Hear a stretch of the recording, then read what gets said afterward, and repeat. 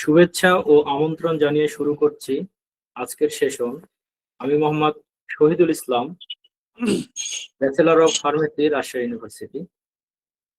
আমরা যারা ফার্মেসি ডিপার্টমেন্টে লেখাপড়া করি, আমাদের পরিচয় একটাই, আমরা ফার্মাসিস্ট। আমাদের কর্মক্ষেত্রও এক। আমরা যারা ফার্মা ইন্ডাস্ট্রিতে R&D সেক্টরে জব করতে চাই, তারা জানতে চাই R&D সেক্টরের কার্যপরিধি, সুযোগ সুবিধা এবং অন্যান্য বিষয়। এই বিষয়কে সামনে রেখে আলোচনার বিষয় নির্ধারণ করা হয়েছে pharmaceutical R&D roles and career for pharmacy graduate. আজকের সেশনে উপস্থিত আছেন সম্মানিত দুইজন স্পিকার। আপনাদের পেয়ে আমরা আনন্দিত ও সম্মানিত বোধ করছি। স্পিকার হিসেবে আছেন Mohammad Jahangir Alam Khandakar, M.Pharm.RU, MBA post, MSc in nutrition science, Islamic university. বর্তমানে তিনি manager, analytical research and development, R&D, Square Pharmaceutical PLC. তিনি দক্ষতার সাথে স্কয়ার ফার্মাসিউটিক্যাল R&D ডিপার্টমেন্ট দায়িত্ব পালন করছেন। এছাড়াও রয়েছেন সম্মানিত বক্তা মোহাম্মদ মশিউর রহমান, M.Pharm.RU। বর্তমানে তিনি manager, formulation research and development, R&D, Incepta pharmaceutical limited. তিনি সফলতার সাথে pharmaceutical formulation research and development সেক্টরে দায়িত্ব পালন করছেন। আজকের সেশনে অ্যানালাইটিক্যাল রিসার্চ অ্যান্ড ডেভেলপমেন্ট নিয়ে আলোচনা করবেন মোহাম্মদ জাহাঙ্গীর আলম খন্দকার স্যার, এবং ফর্মুলেশন নিয়ে আলোচনা করবেন মোহাম্মদ মশিউর রহমান স্যার। আলোচনা শেষে থাকবে প্রশ্ন ও উত্তর পর্ব। শুরুতে মোহাম্মদ জাহাঙ্গীর আলম খন্দকার স্যারকে অনুরোধ জানাচ্ছি, আপনার ক্যারিয়ার যাত্রা যেভাবে শুরু হয়েছে, গুরুত্বপূর্ণ পদে উন্নতি হওয়ার পিছনে যে ভূমিকাগুলো রয়েছে, ইনক্লুডিং ছাত্র জীবন থেকে শুরু করে, এই বিষয়ে বিস্তারিত আলোচনার জন্য মোহাম্মদ জাহাঙ্গীর আলম খন্দকার স্যারকে অনুরোধ জানাচ্ছি। আসসালামু আলাইকুম। ওয়ালাইকুম আসসালাম ওয়া রাহমাতুল্লাহ। আমি মোহাম্মদ জাহাঙ্গীর আলম খন্দকার। পড়াশোনা করেছি রাজশাহী ইউনিভার্সিটি থেকে, B.Pharm, M.Pharm, এবং MSc করেছি নিউট্রিশন সায়েন্সের উপর ইসলামী বিশ্ববিদ্যালয় থেকে, আর পাবনা প্রযুক্তি বিশ্ববিদ্যালয় থেকে MBA করেছি।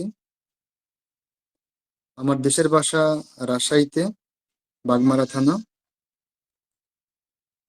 আর আমি স্কয়ারে 2007 সাল থেকে প্রায় 18 বছর কর্মরত R&D-তে।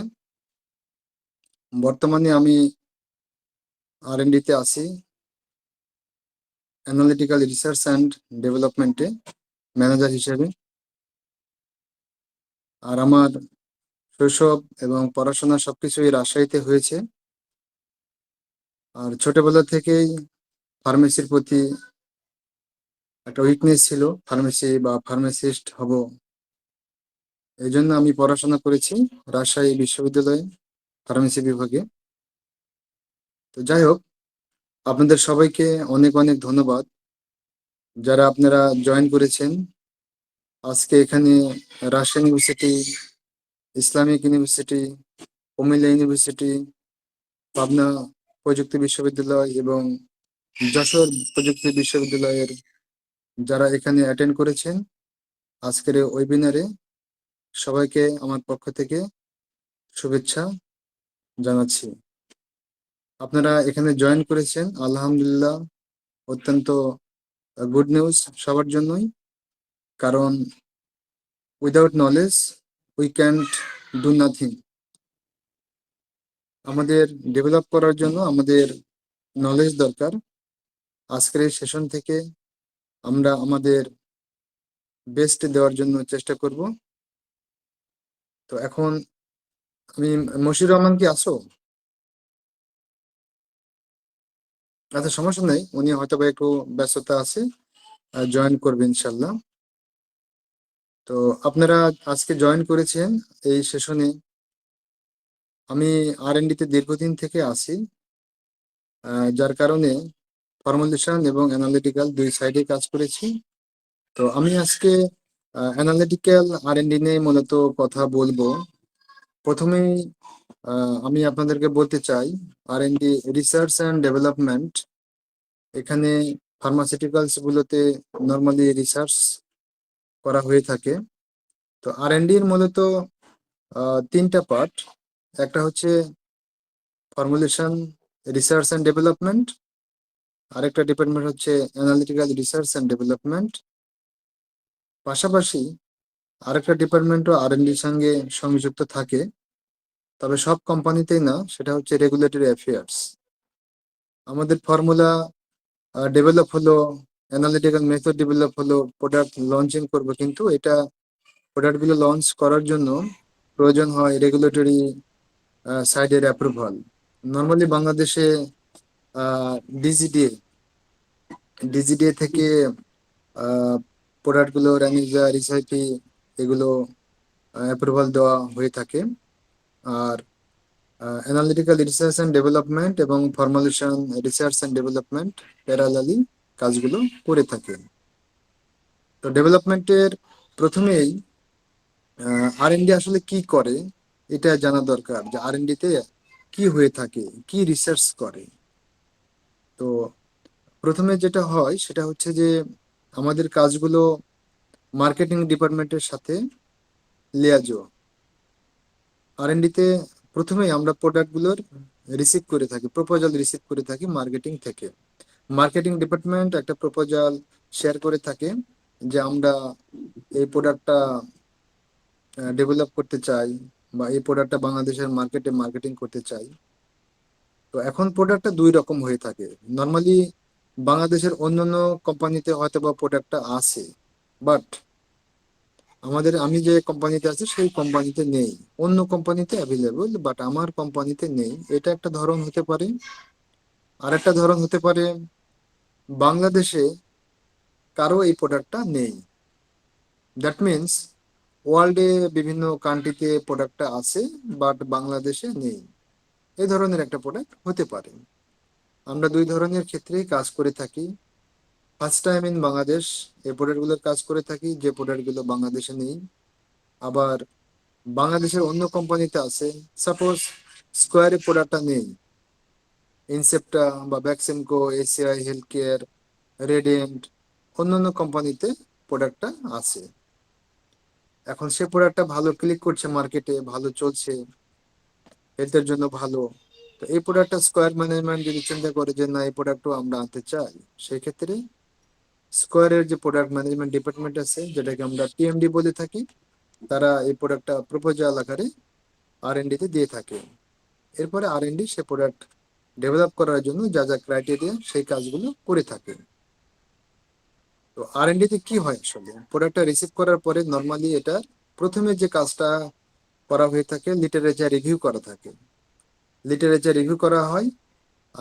লিটারেচার রিভিউ করার পরে এই প্রোডাক্টটা বা এই মলিকুল নিয়ে প্রথমে যেটা করা হয়, আমাদের টেকনিক্যাল সার্ভিস ডিপার্টমেন্ট আছে হেড অফিসে, সেখানে আমরা এই প্রোডাক্টটা ডেভেলপ করার জন্য যা যা রিকোয়ারমেন্ট সেগুলো আমরা রিকুইজিশন দিয়ে থাকি। এখন এই রিকোয়ারমেন্ট গুলোর মধ্যে কি কি থাকতে পারে, যেমন নতুন মলিকুল যদি হয়, তাহলে এটার নতুন এই মলিকুল বা র মেটেরিয়াল এর আনুষঙ্গিক আমরা ফর্মুলা ডিজাইন করার সময় আমরা দেখে থাকি যে নতুন কোনো এক্সিপিয়েন্ট বা অ্যাডিটিভস লাগবে কিনা, সেগুলো আমরা নর্মালি রিকুইজিশন দিয়ে থাকি। এখন রিকুইজিশন দেওয়ার পরে প্যারালালি আমরা যেটা করে থাকি, অ্যানালিটিক্যাল রিসার্চ অ্যান্ড ডেভেলপমেন্ট থেকে র মেটেরিয়াল আসলো, বাট হাউ টু অ্যানালাইসিস, এই র মেটেরিয়াল গুলো যদি আমরা অ্যানালাইসিস না করতে পারি তাহলে কিন্তু হবে না। এই জন্য অ্যানালাইসিস করার জন্য আমরা all of the analytical requirements requisition দিয়ে থাকি। এটাও THD তে আমরা রিকুইজিশন দিয়ে থাকি। যেমন এই স্পেসিতে কোন কলাম লাগবে, কোন রিয়েজেন্ট লাগবে, কোন ধরনের ম্যাটেরিয়াল লাগবে, everything, all of the CRS, standard সবকিছুই আমরা সুন্দরভাবে রিকুইজিশন দিয়ে দিই। এরপরে র মেটেরিয়াল আর&ডি তে চলে আসে। আর&ডি তে আসার পরে আমরা এগুলো অ্যানালাইসিস করি। অর্থাৎ আমাদের যে ক্রাইটেরিয়া সর্বোচ্চ কোয়ালিটি মেনটেন করার জন্য একটা র মেটেরিয়াল প্রথমে আমরা অ্যানালাইসিস করি। অ্যানালাইসিস করার পরে দেখি যে মেটেরিয়ালটা কোয়ালিটি প্যারামিটার মিট করে কি করে না। যখন দেখি যে হ্যাঁ কোয়ালিটি প্যারামিটার মিট করে, তখন আমরা এই মলিকুলটাকে পাস করে দিই। পাস দেওয়া হয়। পাস দেওয়ার পরে রিপোর্ট করা হয়। রিপোর্ট করার পরে ফর্মুলেশন সায়েন্টিস্ট যারা আছে তারা এই মলিকুল নিয়ে ট্রায়াল এন্ড ডেভেলপমেন্টের কাজগুলো শুরু করে। তারা ট্রায়াল দেয়, প্রোডাক্ট ডেভেলপ করে। প্রথমে ছোট ছোট ল্যাব বেসে ট্রায়াল দেয়। সিরাপ হলে 100 ml বা 100 ml, 200 ml, ট্যাবলেট হলে 100 পিস, 200 পিস। মানে এক কথায় ল্যাব স্কেল যেটাকে আমরা বলে থাকি। আপনারা সবাই পড়াশোনা করেছেন তো। ল্যাব স্কেলে যখন ট্রায়াল দেওয়া হয়, ট্রায়াল দেওয়ার পরে এই প্রোডাক্টটা আবার টেস্ট করে দেখা হয় যে আমার একটা ট্যাবলেট বা একটা doses form, any doses form হতে পারে। এখানে সেমি সলিড হতে পারে, ওয়ানম্যান, ক্রিম, সলিড হতে পারে, ট্যাবলেট হতে পারে। আবার ট্যাবলেটের মধ্যে ডিফারেন্ট টাইপস অফ ট্যাবলেট আছে, different types of doses form আছে, সাস্টেন রিলিজ ডোজেস ফর্ম আছে, কনভেনশনাল ট্যাবলেট আছে, তারপরে হচ্ছে মডিফাইড রিলিজ ডোজ আছে। Different type of doses form, any doses form হতে পারে।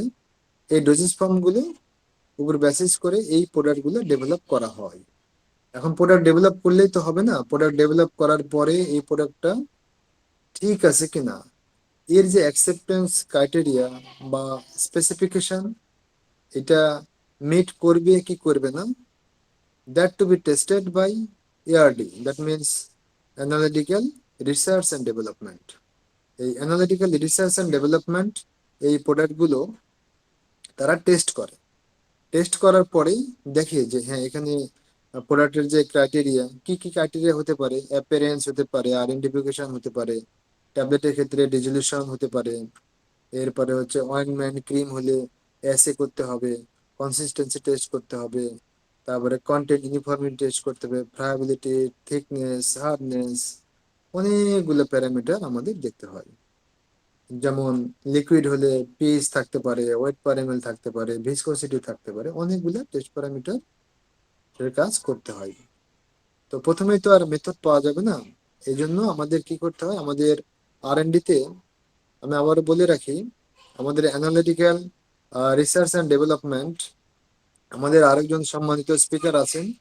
উনি ফর্মুলেশন রিসার্চ অ্যান্ড ডেভেলপমেন্ট সম্পর্কে বিস্তারিত বলবেন। আমি অ্যানালিটিক্যাল রিসার্চ অ্যান্ড ডেভেলপমেন্ট সম্পর্কে বলছি।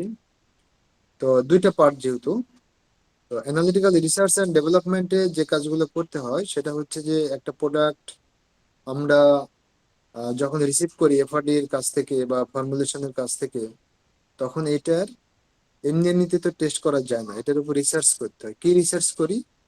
হাউ টু টেস্ট, আমি কিভাবে প্রোডাক্টটা টেস্ট করব, এই টেস্ট মেথড কি, এই মেথড ডেভেলপমেন্টের জন্য কাজ করতে হয়। আমাদের অ্যানালিটিক্যাল ডেভেলপমেন্টে 5টা টিম আছে, 5টা উইং আছে। কি উইং সেটা? New sourcing of raw material, analytical method development, analytical method validation, cleaning validation, technology transfer, এ ধরনের 5টা উইং আছে। এই উইং গুলো মূলত কাজ করে থাকে। তো অ্যানালিটিক্যাল ডেভেলপমেন্ট কি করে? অ্যানালিটিক্যাল মেথড ডেভেলপ করে। এখন এই ডেভেলপ যেটা করছে এটাই ওয়ান কাইন্ড অফ রিসার্চ।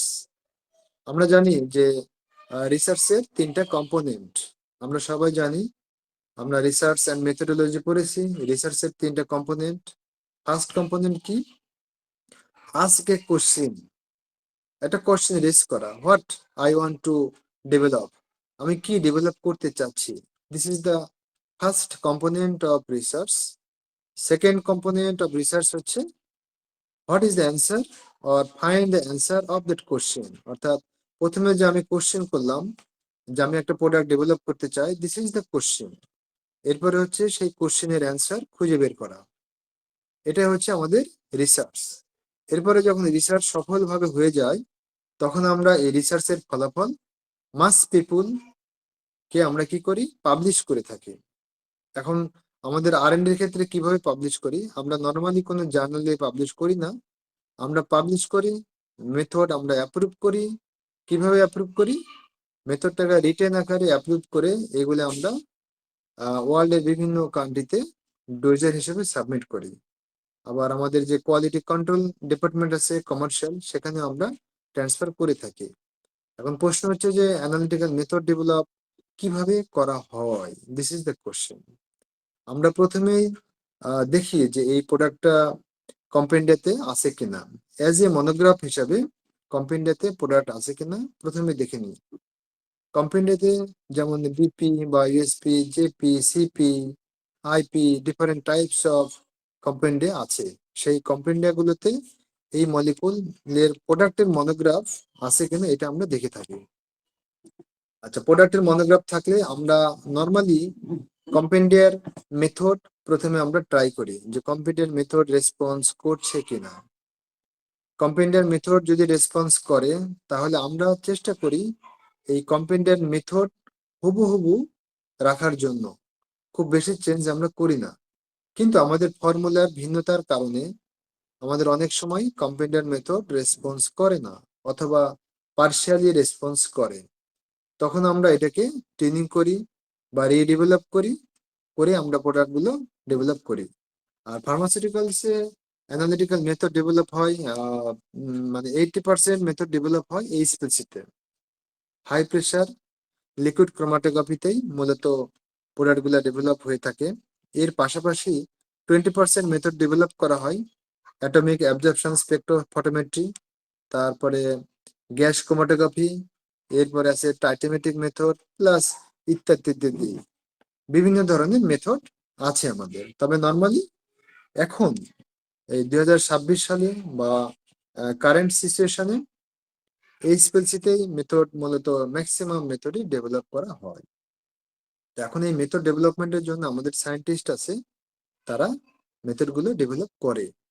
এখন মেথড কিভাবে ডেভেলপ করে, একটা বেসমেন্ট আমরা লিটারেচার রিভিউ করি, আমরা জার্নাল গুলো স্টাডি করি, কম্পেন্ডিয়া স্টাডি করি, পাশাপাশি ওয়ার্ল্ডের বিভিন্ন ধরনের ফার্মাকোপিয়া গুলো স্টাডি করে আমরা সেখান থেকে মেথড গুলো নিয়ে ওটার উপর কাজ করি। যদি না হয় সেক্ষেত্রে আমাদের ইনহাউস মেথড ডেভেলপমেন্ট টিম আছে, যারা এই মেথড ডেভেলপমেন্টের উপর কাজ করে, দীর্ঘ এক্সপিরিয়েন্স।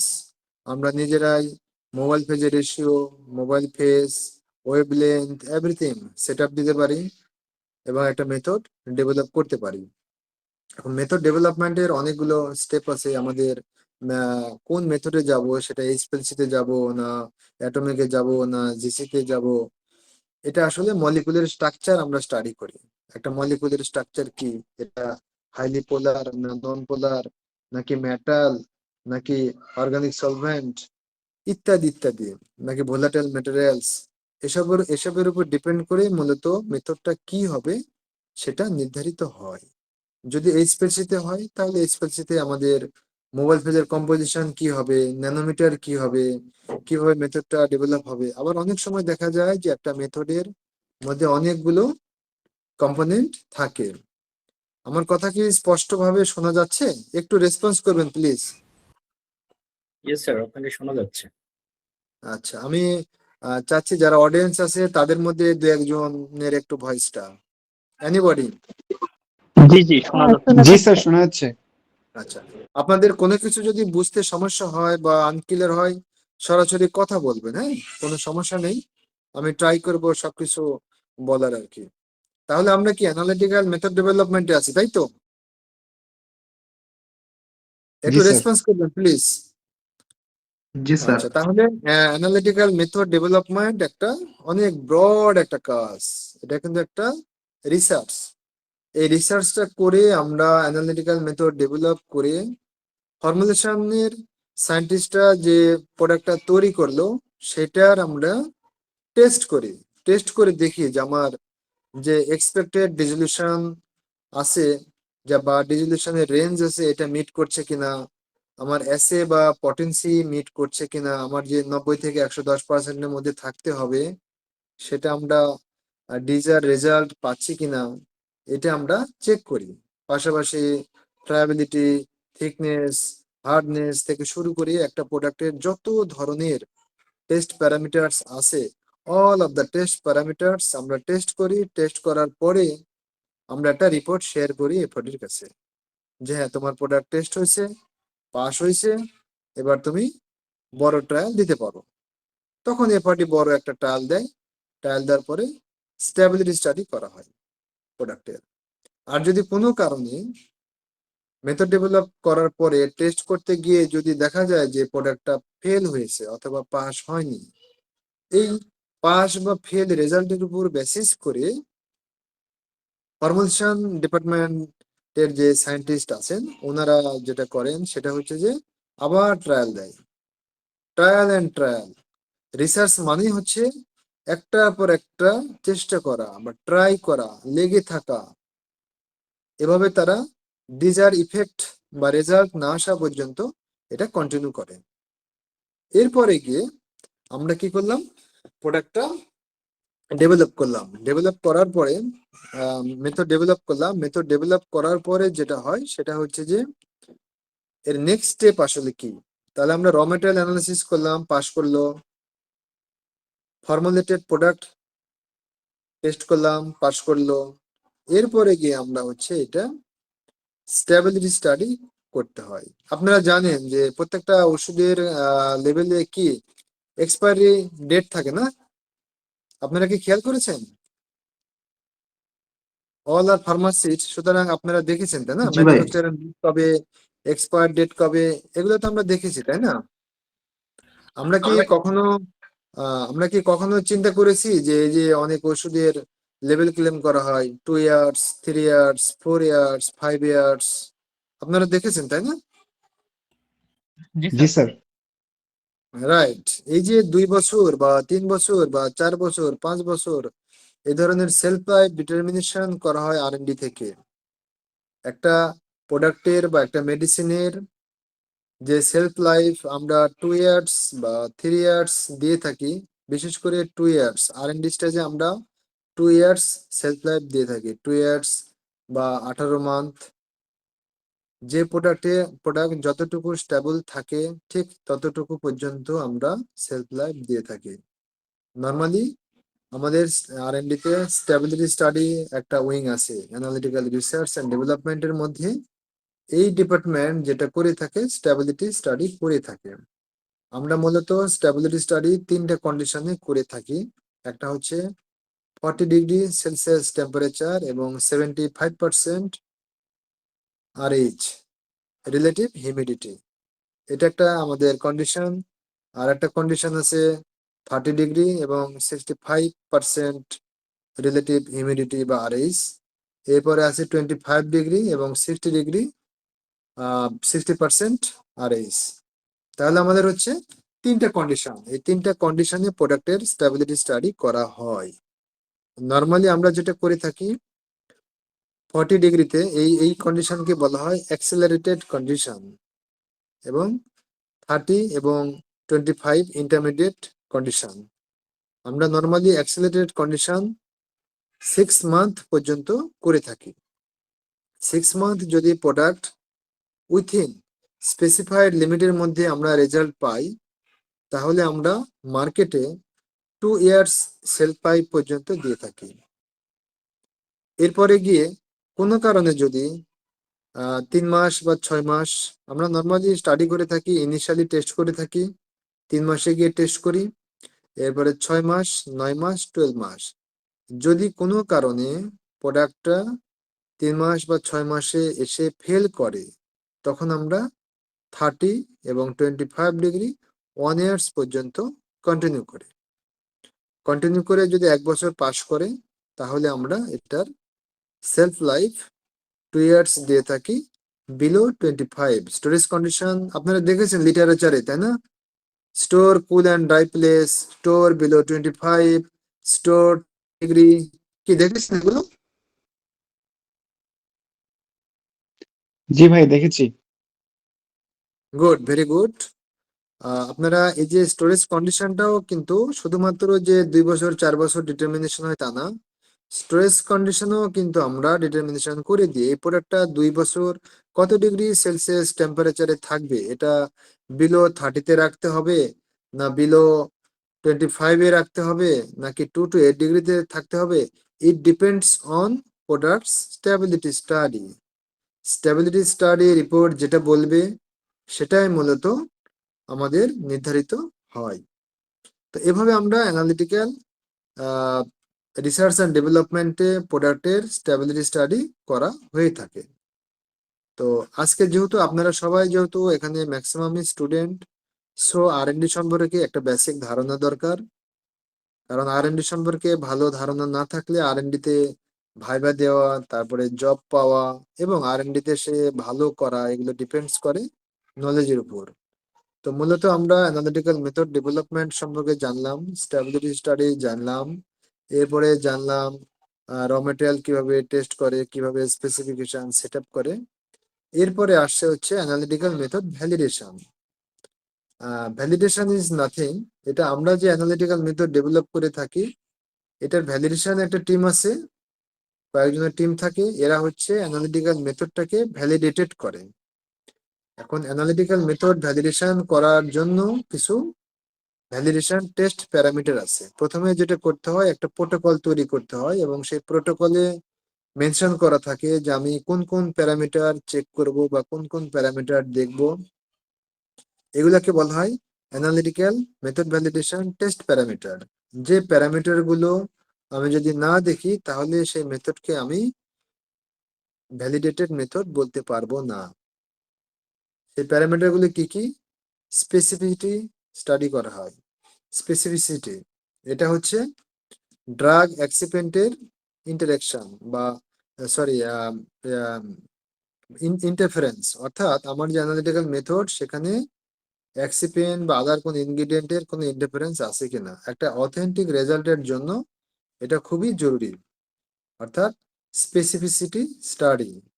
এটার পরে আসা হচ্ছে অ্যাকুরেসি স্টাডি, এরপরে হচ্ছে লিনিয়ারিটি, রোবাস্টনেস, তারপর হচ্ছে প্রিসিশন, তারপর হচ্ছে আপনার হচ্ছে ফিল্টার স্টাডি, তারপরে গিয়ে হচ্ছে solution stability study, mobile face stability study. তো এই প্যারামিটার গুলো মূলত আমরা করে থাকি বা টেস্ট করে থাকি। এখন এই প্যারামিটার গুলো কিভাবে করতে হয় বা কিভাবে করা হয় এগুলো আসলে ব্রডলি বলতে গেলে অনেক সময় লাগবে। একটা বেসিক জাস্ট ধারণা যে একটা আর&ডি তে একটা অ্যানালিটিক্যাল রিসার্চ এন্ড ডেভেলপমেন্টে একটা ভ্যালিডেশন উইং আছে বা ভ্যালিডেশন টিম আছে যারা অ্যানালিটিক্যাল মেথড ভ্যালিডেট করে। অর্থাৎ একটা অ্যানালিটিক্যাল মেথড এটা কতটা অথেন্টিক এবং আমার প্রোডাক্ট যখন টেস্ট করা হয় তখন সেই প্রোডাক্টগুলোর যে টেস্ট, এই টেস্টের রেজাল্ট কতটা authentic, it depends on analytical method. এই অ্যানালিটিক্যাল মেথড যদি আমার ইফ নট ভ্যালিডেটেড তাহলে সেই রেজাল্ট কিন্তু কখনোই কোয়ালিফাইড রেজাল্ট হবে না, অথেন্টিক রেজাল্ট হবে না। আর অথেন্টিক রেজাল্ট যদি আমরা না পাই তাহলে কি হবে? দেখা গেল প্রোডাক্টটা ফেল হয়ে যেত, পাস হয়ে গেছে, অথবা পাস হয়ে গেছে ফেল হয়ে গেছে, নানা ধরনের ঘটনা ঘটতে পারে। এই জন্য অথেন্টিক মেথড দরকার। আর একটা অথেন্টিক অ্যানালিটিক্যাল মেথডের জন্যই মূলত অ্যানালিটিক্যাল মেথডটাকে ভ্যালিডেশন করা হয়। এইগুলো প্যারামিটারের মধ্যে দিয়ে আমাদের একটা অ্যানালিটিক্যাল মেথড ভ্যালিডেশন করতে প্রায় 15 দিন লেগে যায়। এটা একটা প্রোটোকল রেডি করতে হয়, এরপরে হচ্ছে অ্যানালাইসিস করতে হয়, এই প্যারামিটার গুলো দেখতে হিউজ টাইম লাগে, বিভিন্ন অ্যাঙ্গেল থেকে দেখা হয়, এরপরে ফাইনালি একটা বড় রিপোর্ট করা হয়।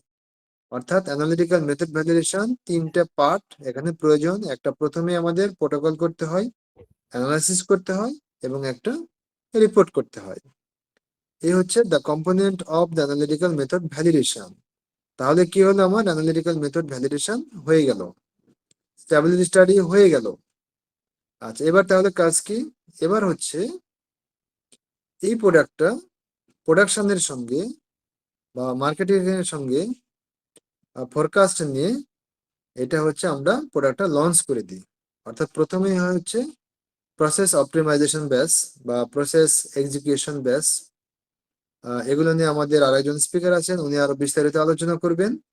তো প্রোডাক্টটা আমরা লঞ্চ করে দিই এবং এই লঞ্চ করার সময় এই যে আমরা অ্যানালিটিক্যাল মেথড ডেভেলপ করলাম, অ্যানালিটিক্যাল মেথড ভ্যালিডেশন করলাম, এই অ্যানালিটিক্যাল মেথড দিয়েই টেস্ট করা হয়।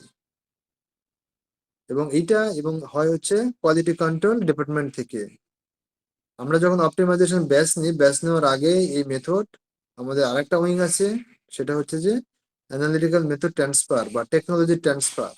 এই ট্রান্সফার গুলো আমরা কিউসিতে করে থাকি।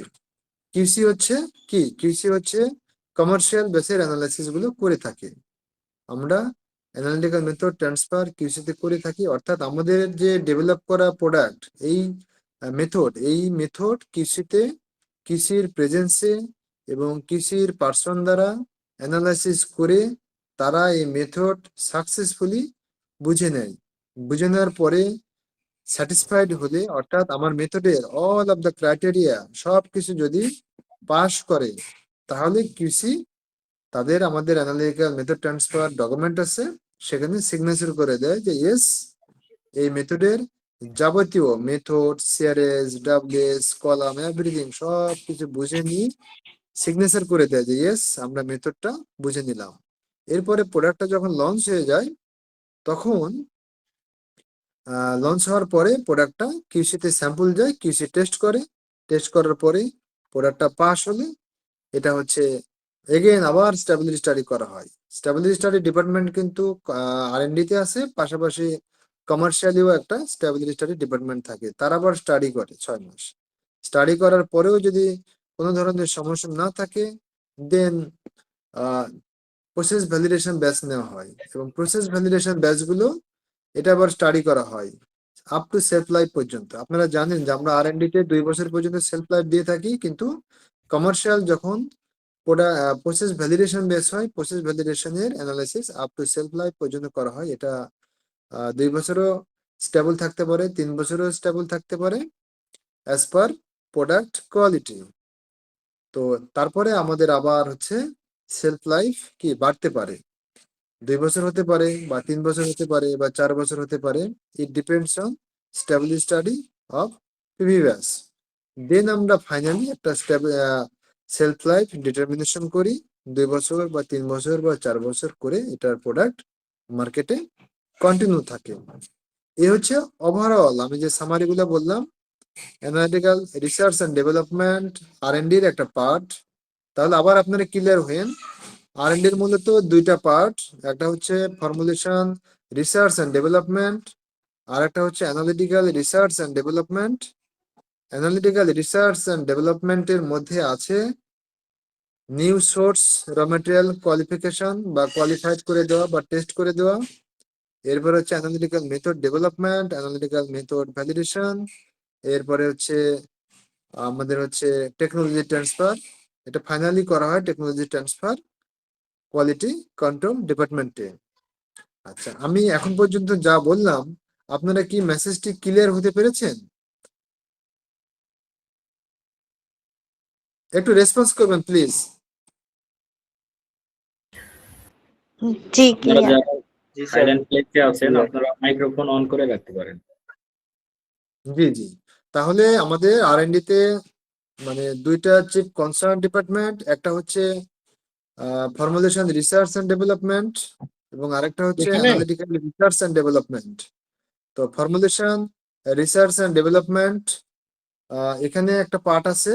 তো প্রথমে ফর্মুলেশন রিসার্চ এন্ড ডেভেলপমেন্টের যে পার্টগুলো, এটা আমাদের আরেকজন স্পিকার আজকে উপস্থিত আছেন, মিস্টার মশিউর রহমান। উনি ইনসেপ্টা ফার্মাসিউটিক্যালস এ আছেন, ফর্মুলেশন রিসার্চ এন্ড ডেভেলপমেন্টের ম্যানেজার। উনি ফর্মুলেশন রিসার্চ এন্ড ডেভেলপমেন্টের উপর বিস্তারিত আলোচনা করবেন। তো আমি এতক্ষণ পর্যন্ত অ্যানালিটিক্যাল রিসার্চ এন্ড ডেভেলপমেন্টের উপর আলোচনা করলাম। তো mister Moshiur Rahman already he is now in line and already attended. Thank you Mr. Moshiur Rahman. তো আমি মূলত অ্যানালিটিক্যাল রিসার্চ এন্ড ডেভেলপমেন্ট সম্পর্কে আলোচনা করলাম।